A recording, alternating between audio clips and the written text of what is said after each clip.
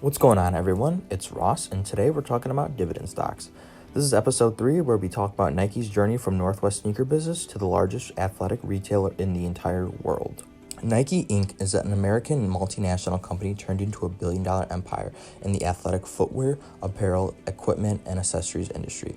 It was started as Blue Ribbon Sports in Beaverton, Oregon, and they are now the largest footwear and apparel company in the world.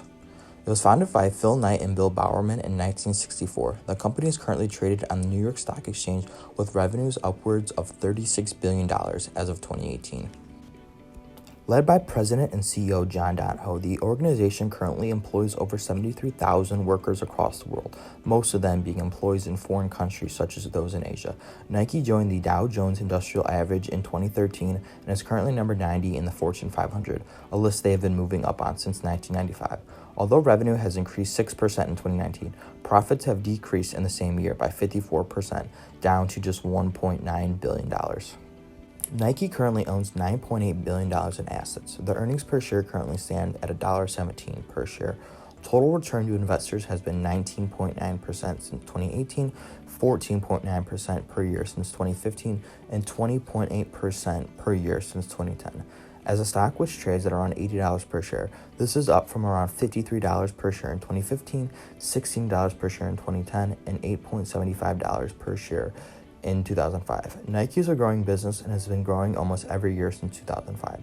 Revenue has increased from $13.7 billion in 2005 all the way up to $36 billion in 2018, and total assets have grown from $8.7 billion in 2005 all the way up to $22.5 billion in 2018.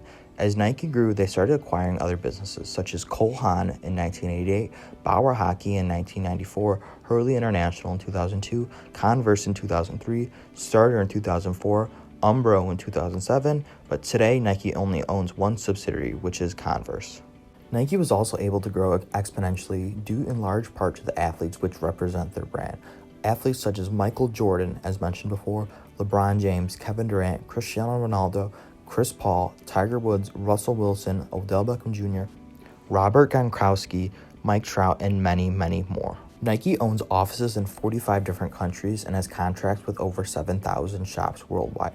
Nike has been bashed in the media throughout the years. Claims including contracting with factories accused of violating child labor laws, also known as sweatshops, avoiding taxes using offshore investment vehicles, and their recent partnership with Colin Kaepernick.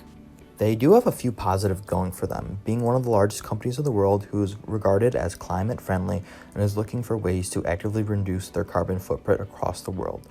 Their program Reuse a Shoe has been incredibly successful since they incorporated in 1993. This is in addition to their Product Red campaign, which is a group on the front lines fighting the spread of HIV and AIDS. Although they are not a dividend aristocrat, they do have a history of paying and oftentimes increasing their cash dividend quarterly since 2011. They currently pay a 25-cent quarterly dividend, which comes out to be $1 annually, or around 1% of their stock price for you dividend investors. Nike's beta currently sits at 0.82 according to Yahoo Finance. This means their stock price is less volatile than the S&P 500 index. Their PE ratio sits at around 32, but other than that, there are no other red flags concerning their stock and its performance. Nike went public in December of 1980 at $22 a share.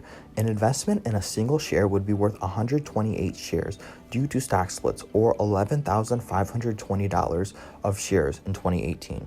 A $10,000 investment in Nike on its IPO date would be worth $5.2 million today, according to stock splits.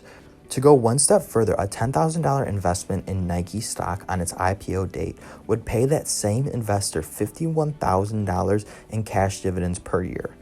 In terms of their stock performance since 1980, Nike has been able to overcome all obstacles and tribulations. Even after a loss of 66% in 1984, they responded by signing Michael Jordan, and the rest is history. To conclude, Nike is one of the largest businesses and overall a great investment. As mentioned before, they have been able to grow, increase revenue, size, and stock value since starting as a small sports business in Beaverton, Oregon. Thank you for watching the video. If you enjoyed the video, like, comment, and subscribe to the channel. Thanks, guys.